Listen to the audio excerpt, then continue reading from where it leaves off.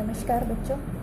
आज हम पढ़ेंगे कि एकक कोशिका कितने प्रकार की होती है। एकक कोशिका अवयवी कणों की स्थिति के आधार पर 3 प्रकार की होती है। जैसे पहली है सरल घनीय एकक कोशिका, दूसरे प्रकार की होती है अंतः केंद्रित एकक कोशिका और तीसरे प्रकार की होती है फलक केंद्रित एकक कोशिका। सरल घनीय एकक कोशिका को आद्य एकक कोशिका भी कहा जाता है, जिसे सिंपल क्यूबिक यूनिट सेल यानी SCC शॉर्ट फॉर्म में इसको SCC कहा जाता है। अंतः केंद्रित एकक कोशिका जिसे बॉडी सेंटर्ड यूनिट सेल कहा जाता है, इसको कहा जाता है BCC। और तीसरे प्रकार की है फलक केंद्रित एकक कोशिका यानी face centred unit cell FCC। अब हम एक घन लेंगे, जैसे मैंने यहाँ पर एक माचिस की डिब्बी ली है। इसमें हमें ये देखना है ये घन के आकार का है। इसमें हमें ये देखना है कि इसमें कोने कितने हैं। इसके कोने होते हैं 8। यहाँ से हम देख सकते हैं 1 2 3 4 और इस तरफ भी 1 2 3 4, तो 8 इसके कोने होते हैं। इसके फलकों की संख्या होती है 6, जैसे 1 2 3 4 5 और 6 इसके फलक होते हैं और 8 इसके कोने होते हैं। अब हमें सबसे पहले प्रकार का देखना है। सबसे पहला प्रकार होता है सरल घनीय एकक कोशिका। इसकी परिभाषा देखिए, एकक कोशिका में अवयवी कण यदि केवल कोनों पर उपस्थित है, तो इसमें आपको पता है कोने कहाँ पर है, 1 2 3 4 यहाँ पर और 4 ये, यानी कि 8 कोने हो गए।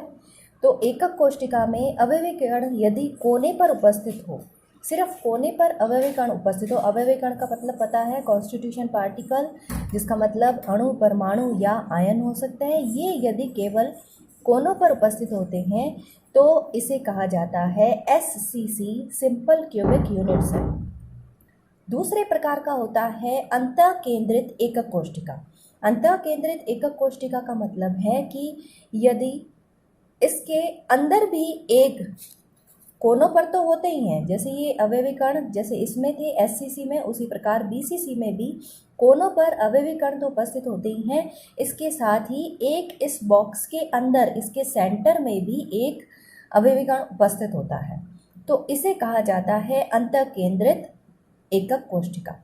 तीसरे प्रकार का होता है फलक केंद्रित एकक कोशिका। इसका मतलब होता है कि जो फलकों पर, जैसे आपने देखा था इसके 8 कोने होते हैं और 6 फलक होते हैं, तो इन फलकों पर भी यदि एक एक अवयवी कण उपस्थित हो, जैसे यहाँ पर एक अवयवी कण इसके सेंटर में, एक यहाँ पर, एक यहाँ पर, एक यहाँ पर, यानी कि 6 फलकों के सेंटर में भी अवयवी कण उपस्थित हो, तो उसे कहा जाता है फेस सेंटर्ड यूनिट सेल। ठीक है, 3 प्रकार के यूनिट सेल, 3 प्रकार की एकक कोशिका। अब सरल घनीय एकक कोशिका यानी आद्य कोशिका में जालक बिंदुओं की संख्या 8 होती है। उसी तरह से अंतः केंद्रित कोशिका में जालक बिंदुओं की संख्या 9 होती हैं और फलक केंद्रित एकक कोशिका में जालक बिंदुओं की संख्या 14 होती है। गिन सकते हो आप इसको। इसमें जालक बिंदु है, इनको कहा जाता है जालक बिंदु। जहाँ पर अवयवी कण उपस्थित होता है उस जगह को कहा जाता है जालक बिंदु। तो यहाँ पर जालक बिंदु 8 हो गए, 4 ऊपर ये 4 नीचे। उसी तरह से इनमें 4 ऊपर 4 नीचे 8 ये हो गए और एक इसके सेंटर में, यानी कि 9 हो गए। फिर इसमें 8 तो हो गए इसके कोनों पर और 6 हो गए फलकों पर, तो इनको गिनकर पूरे हो जाएंगे जालक बिंदु 14। उसके बाद अवयवी कणों की संख्या यानी परमाणु की संख्या। इसका मतलब ये है कि एक एकक कोशिका में कितने भागीदारी परमाणु उपस्थित होते हैं, यानी कि उसके परमाणु कितने एक कोशिका में उपस्थित हैं। हमने देखा 8 जो है वो 8 कोनों पर उपस्थित है। अब हम यदि, जैसे ये एक स्ट्रक्चर है, यानी ये एक घन स्ट्रक्चर है, उसके पास भी एक और घन स्ट्रक्चर होगी, यहाँ पर भी घन होगा, यहाँ पर भी घन होगा और यहाँ पर भी घन होगा। यानी ये बहुत सारी ऐसी की ऐसी स्ट्रक्चर, जैसे हमने पहले भी पढ़ा था कि एकक कोशिका का मतलब है ऐसी छोटी छोटी इकाइयाँ जो होती हैं वो आपस में जुड़ बार बार जब पुनरावृत्ति होती है तो पूरा एक क्रिस्टल जालक बनता है।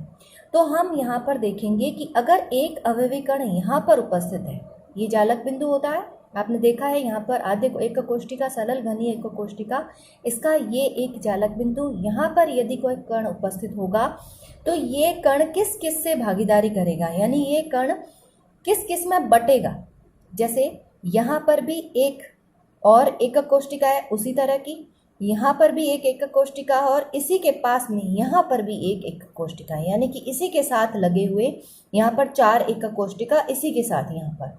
इससे ऊपर भी यहाँ पर आएगी जो इस गोले को टच करेगी, एक यहाँ पर इस वाले के ऊपर, एक और इस वाले के ऊपर, एक और यहाँ पर भी एक और, यानी कि एक बिंदु को, यहाँ वाले एक बिंदु को 4 अन्य इकाइयाँ जो होती हैं, यूनिट सेल जो होती है वो टच करती है। एक गोले को 4 अन्य टच करती है, इसका मतलब एक गोले की भागीदारी जो है वो 8 यूनिट सेल में बट जाती है। इसलिए हम इसको बोलेंगे कि 8 कोनों पर 8 परमाणु है और हर एक की भागीदारी एक इकाई सेल के लिए 1/8 हो जाएगी, क्योंकि एक गोला जो है वो 8 इकाई सेलों में बट जाएगा, 8 यूनिट सेलों में बट जाएगा। इसलिए हम बोलेंगे 8 × 1/8। तो उसके लिए आ जाएगा, इसको यदि हम इसका आंसर निकालेंगे तो यहाँ पर आएगा 1 परमाणु। इसका मतलब ये है कि सिंपल क्यूबिक यूनिट सेल में एक इकाई यूनिट के लिए परमाणु की संख्या जो होती है वो केवल होती है 1।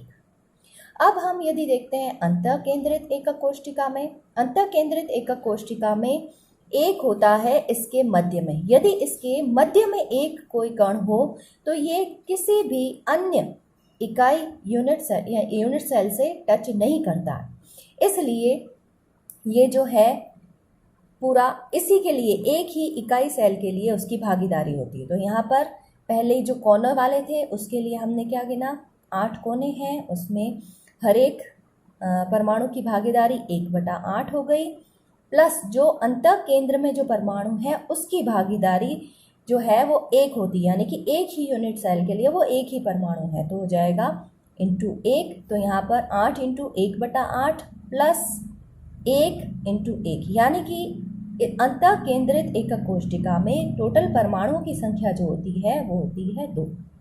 उसके बाद आता है फलक केंद्रित एकक कोष्टिका। फलक केंद्रित एकक कोष्टिका में वही वाले कोने वाले तो होते ही हैं, कोने वाले जो परमाणु होते हैं उपस्थित वो वाले तो होते ही, यानी कि 8 कोने और हर एक कोने पर एक परमाणु उपस्थित है जो 8 भागों में विभक्त होता है, यानी कि 8 अन्य एकक इकाइयों से जुड़ा हुआ होता है। तो प्रति कोना परमाणु यानी 1/8, 8 × 1/8 और 6 होते हैं फलक। अब हम जब फलक को देखते हैं तो यहाँ पर सेंटर में यदि कोई परमाणु उपस्थित है, यहाँ पर यदि कोई सेंटर में परमाणु उपस्थित है तो ये किससे टच करेगा, ये एक और इकाई सेल से टच करेगा, यानी कि इसकी भागीदारी एक तो इस परमाणु की हो गई और एक और इसके साथ जुड़ने वाले की हो गई, यानी कि एक परमाणु जो है वो 2 भागों में बट रहा है, एक इसके लिए, एक इस इकाई के लिए और एक इस इकाई के लिए। तो यहाँ पर हम कह सकते हैं 6 फलक है, इसके लिए भागीदारी हो जाएगी 1/2। प्रति फलक परमाणु जो होगी भागीदारी वो 1/2, तो हम कह सकते हैं 6 × 1/2। तो इन दोनों को यदि जोड़ेंगे तो आएगा 4 परमाणु, यानी कि सरल घनीय एकक कोष्टिका के लिए परमाणु की संख्या होती है 1, अंतः केंद्रित एकक कोष्टिका के लिए परमाणु की संख्या होती है 2 तथा फलक केंद्रित एकक कोष्टिका के लिए परमाणु की संख्या होती है 4। अब चौथा पॉइंट जो आता है वो आता है उपसहसंयोजन संख्या का। उपसहसंयोजन संख्या का मतलब होता है कि एक गोला अन्य कितने अन्य गोलों से घिरा हुआ है। गोले का मतलब यहाँ पर है एक अवयवी कण जो है वो अन्य कितने अवयवी कण से घिरे हुए हैं। अब हम गोलों की व्यवस्था को समझते हैं कि इसमें गोलों की व्यवस्था किस प्रकार होती है, जिससे हमें ये पता चलेगा कि एक गोला जो है वो अन्य कितने गोलों से घिरा हुआ है। यदि हम सरल घनीय स्ट्रक्चर में देखें तो सरल घनीय स्ट्रक्चर में कुछ स्ट्रक्चर इस प्रकार होती हैं कि सभी गोले जो हैं वो इस तरह से सीधी रेखा में जमे हुए होते हैं। इसको मैं ऐसे बता सकती हूँ कि एक सीधी रेखा में ये गोले जमे हुए हैं और इसके ऊपर जो गोले हैं वो जस्ट इसके ऊपर ही है, यानी इसके ऊपर वाली जो लाइन है वो जस्ट इसके ऊपर ही आती है। यहाँ पर आप देख सकते हैं इस तरह से। और अब यदि हम एक गोले को देखें, जैसे हमने यहाँ पर एक गोला देखा, ये देखिए यहाँ पर यदि मैंने एक गोला देखा, जैसे यहाँ पर आप देख सकते हैं ये वाला गोला, ये गोला टच हो रहा है 1 2 3 4, इसके ऊपर भी एक गोला आएगा यानी 4 5 और एक आएगा इसके नीचे यानी 6, यानी एक गोला जो है वो 6 गोलों से टच होता है। इस देख सकते हैं 1 2 3 4 और एक ऊपर और एक नीचे, यानी 6 गोलों से टच होता है, इसलिए हम इसका उपसंयोजन संख्या जो होती है वो होती है 6। अब यदि हम देखें अंतः केंद्रित एकक कोष्ठिका के लिए, तो अंतः केंद्रित एकक कोष्ठिका की संरचना कुछ इस प्रकार होती है कि इसमें रखे जाने वाले जो गोले होते हैं वो कुछ इस प्रकार होते हैं। जैसे इसको आप देखोगे यहाँ पर संरचना होती है, इसमें जो गोला रखा जाता है, जैसे 4 ये नीचे वाले हो गए, उसके बीच में एक हो गया और 4 फिर से ऊपर होंगे ये। अब आप देख सकते हो ये एक गोला जो है इन 4 से टच हो रहा है और ऊपर के 4 गोलों से भी टच हो रहा है, इसलिए इसकी उपसंयोजन संख्या जो होती है वो होती है 8। फिर आता है फलक केंद्रित एकक कोष्ठिका। फलक केंद्रित एकक कोष्ठिका के लिए यदि हम देखें तो इसके लिए उपसंयोजन संख्या जो होती है वो होती है 12। उपसंयोजन संख्या इसकी 12 कैसे होती है, इसको यदि हम देखें तो इसकी संरचना कुछ इस प्रकार होती है। इसमें जो ये गोलों की लाइन है उसके जस्ट नीचे ना होकर के गोले स्थित होते हैं यहाँ पर। गोले अगर यहाँ पर स्थित होते हैं तो आप देख सकते हैं कि यहाँ पर स्थिति क्या बनती है। ये गोले अगर हो गए तो इसकी संरचना में यदि देखूं, ये देखो ये एक गोला जो है वो कितने से टच हो रहा है, 1 2 3 4 5 6 तो अपने एक ही अक्ष में। यदि इसके ऊपर भी गोले जमा दिए जाएं तो इसके जो ऊपर गोले जमते हैं वो कुछ इस प्रकार जमेंगे, यानी कि 6 हो गए इसकी के अक्ष में, 3 हो गए इसके ऊपर और 3 हो गए नीचे, यानी कि इसमें गोले जो है एक गोला आपने देखा यहाँ पर एक गोला जो है, ये एक गोला जो है इन 6 गोलों से और ऊपर 3 गोलों से और नीचे भी 3 गोलों से टच होता है। इस प्रकार इसकी उपसंयोजन संख्या जो है वो हो जाती है 12। फिर आती है बात इसकी संकुलन क्षमता की। संकुलन क्षमता को पैकिंग एफिशिएंसी भी कहते हैं। सरल घनीय एकक कोष्ठिका के लिए संकुलन क्षमता जो है वो 52% होती है। संकुलन क्षमता का मतलब होता है गोले जो है वो कितना आयतन घेरते हैं, गोले जो है वो कितना जगह को घेरते हैं, कितनी जगह वहाँ पर भरते हैं, उसको हम कहते हैं संकुलन क्षमता, पैकिंग एफिशिएंसी। अंतः केंद्रित के लिए पैकिंग एफिशिएंसी होती है 68% और फलक केंद्रित एकक कोष्ठिका के लिए होती है 74%। तो हमें इसमें याद रखने वाली बात क्या है, इसमें याद रखने वाली बात है इसकी परिभाषाएं।